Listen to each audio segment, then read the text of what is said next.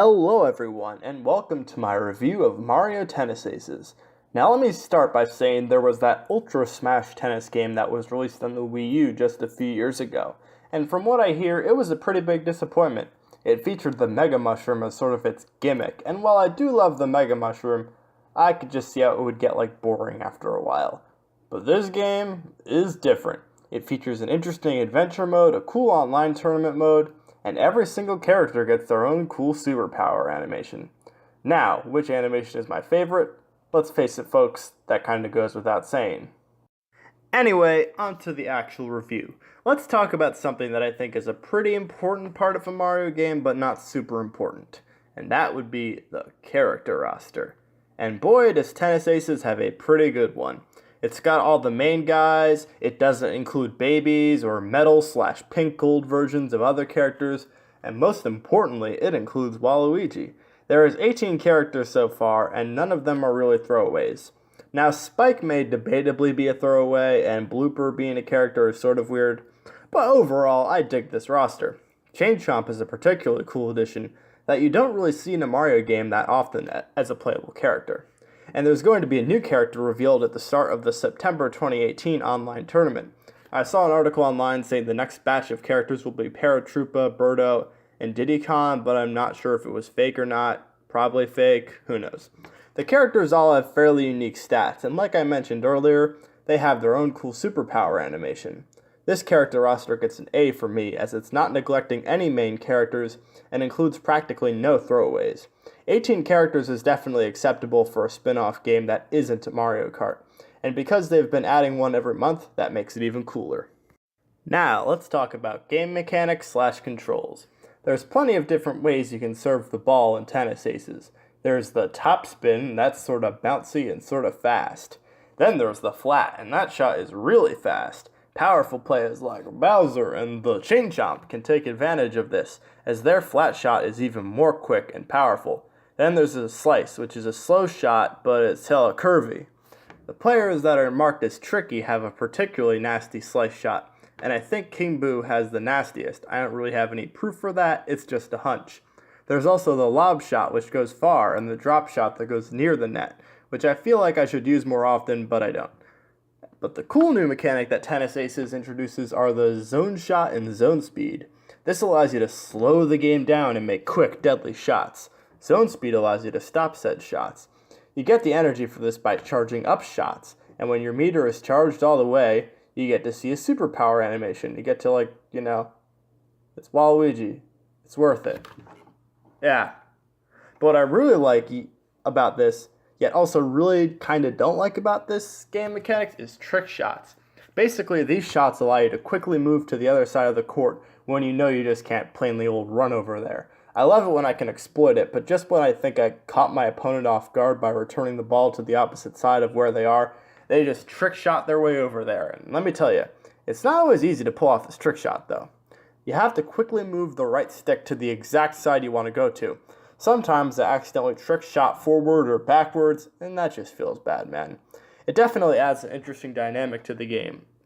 The controls in this game feel mostly fluid, but pulling off zone shots can be a pain. You need to be inside a star that appears, and you need to press that right trigger at exactly the right time. If not, you could end up being too late and taking a body shot. So anyway, the game mechanics/controls, I'd give a B+ to. Zone shots and trick shots feel a little clunky sometimes, but I think they're sort of meant to be that way to add some risk. The wide variety of shots you can make and the added strategy makes it pretty cool to me overall. Now, let's talk a bit about graphics. Boy, does this game look nice. It certainly looks a bit better than Mario Tennis Ultra Smash, although both are in HD because that's just sort of how games are now. There could have been a more wide variety of courts to play on for some, graphical variety, but I won't complain too much about it. In the adventure mode, there's certain mechanics built into the courts, like piranha plants spinning the ball back at you, but in the regular game mode, there isn't anything really like that. Where this game truly shines in the graphics department is the previously mentioned superpower animations. Seriously, I haven't seen a bad one so far. They're all awesome. Overall, I give the graphics an A. So let's get into the music and sound effects. This game grabs your attention with a pretty solid opening theme. Not the catchiest, but definitely prepares you for some intense games of tennis. Unfortunately, I wasn't a huge fan of the music afterwards. A lot of the soundtracks sort of sound similar, and there isn't as wide a variety as there is in games like the Mario Kart series. Upbeat but not super catchy is how I'd describe the vast majority of the music. The sound effects of the characters and the gameplay are mostly nice, but I have a problem with those frickin' toad announcers. I played the online tournament a lot, and these mushroom-headed toads are always popping up with their frickin' commentary, and they're always saying the same thing, and that's why they call so-and-so the Zone Shot Champ. Thanks, Toad. Really, thanks. It's really distracting, to be honest. So I'll give the music and sound effects a C for this game. Kinda mediocre. Now, to get to the important part of a game. Gameplay. Since tennis is a sport, your goal, like in many sports, is to score more points than your opponent. But tennis has this weird way of scoring. You score 15, 30, 40, and then you win.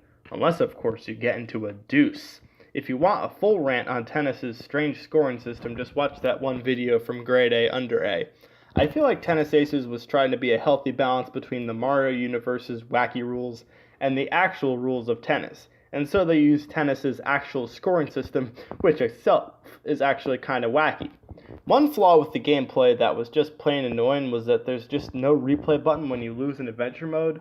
Though I think this is patched, sorta, like, I don't know, it's sort of, I don't know how to describe it, because there's sometimes you just don't have that replay button, it sends you back to the menu, and it's so annoying. But anyway, speaking of which, let's talk about the adventure mode. It's hard. It may be easier for some people, but for people like me who have bad instincts that make them bad at sports in real life, that kinda applies here as well. I'll be honest, I'm not even completely finished with the adventure mode yet. Part of it is because I like playing the online tournament mode a lot, but another part of it is that I suck. People have criticized the adventure mode for not having enough depth, but when the game is this difficult, I'm not going to critique it for that. I'm going to criticize it for being too hard. This is the kind of game where I get angry when I lose too.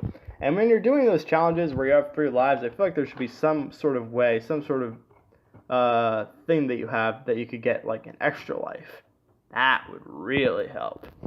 However, would I say the adventure mode was creatively designed and well put together? It's a Mario game, so yeah, I would. Overall, though, I give the gameplay for this game a B-. Finally, let's get to game mode / replayability. There's 4 main modes: Adventure, Tournament, Free Play, and Swing mode. Adventure I've already sort of talked about, so let's get more in touch with the Tournament.